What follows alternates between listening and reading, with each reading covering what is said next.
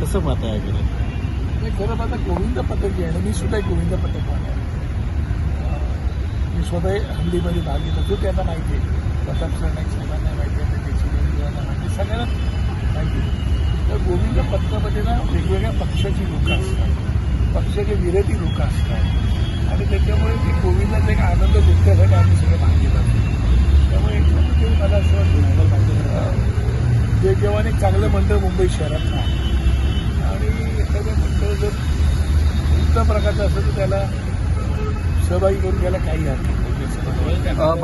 का करून घेतलंय ते मला माहिती नाही, परंतु गोविंद आहे, गोविंदाला आनंद लुटू द्यायला पाहिजे असं मला वाटतं. पथकाचं म्हणणं आहे की आमच्या नंतर ज्यांनी नोंदणी केली त्यांना देखील या याच्यामध्ये सहभागी करून घेतलं. मला एवढं माहिती आहे, प्रताप सरनाईक म्हणा किंवा त्याचे चिरंजीव म्हणा, एवढे ते कोट्या मनाची नाही, मोठ्या मनाची माणसं आहे. आता जर त्या नियमावलीमध्ये आता मला वेळ 12ची दिली आणि मी 12:30ला गेलो की 12:10ला गेलो 20ला गेलो तर कदाचित ते नियमावलीमध्ये असं दसपसत ते तर करायलाच लागेल. त्याच्यामुळे मला एक्झॅक्टली माहिती नाही, पण जर त्या वेळेच्या पलीकडे गेले असतील तर मग आणखीन गोविंद येतील ना. एकाला एक नियम दुसरं असं नाही होऊ शकत, पण तू तसं नाही. पण अजूनही काही संधी केलेली नाही. पूर्वेशनी त्यांना बोलून सहभागी करून घ्यायला काय हरकत नाही. बरं, आपण गोविंदाचा आनंद लुटूया. तुझे बाबाही लुटला, तुम्ही लुटा सगळ्यांना. आणि त्या प्रो गोविंदाच्या सगळ्याच गोविंदांना मनापासून शुभेच्छा, येणाऱ्या गोविंदाला थँक्यू.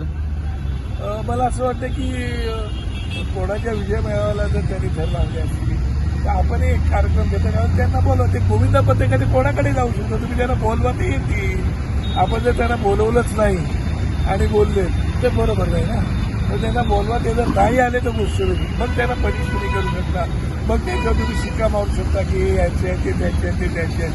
पण जर ते सगळीकडे कुठे तुम्ही बोलत तर देणार असेल. परवाकडे ते आमच्या मीराबाईंना पण आले होते, ते तिकडे पण लावली मुलांना, हे काय चाललंय तू बोलायला. आम्ही आलो, आम्हाला बोलवलं अविनाश जाधवनी, मग आम्ही आलो होतो तर त्यांना बोलवलं तर ते रात्री येतात. तेव्हा काय तसं त्यांच्याकडे पूर्वग्रह दूषित असं पाहिलं नाही पाहिजे, असा गोविंदा म्हणून मला वाटतंय.